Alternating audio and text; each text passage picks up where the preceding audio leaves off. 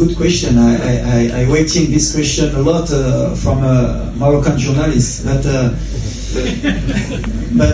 it's good. It's from you.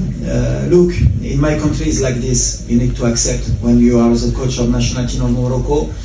Every result you have a critics.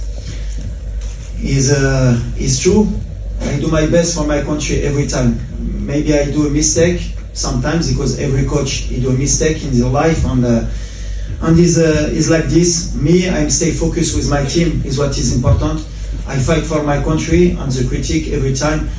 What I say to my player, I can fight about this. What is important is what he do in the pitch. When he wins the game, he helped me a lot because when you have only 4 defeats in 3 years and a half and you make Morocco in semi-final in the World Cup and semi-final in the AFCON, normally nobody can speak, but in Morocco it's different.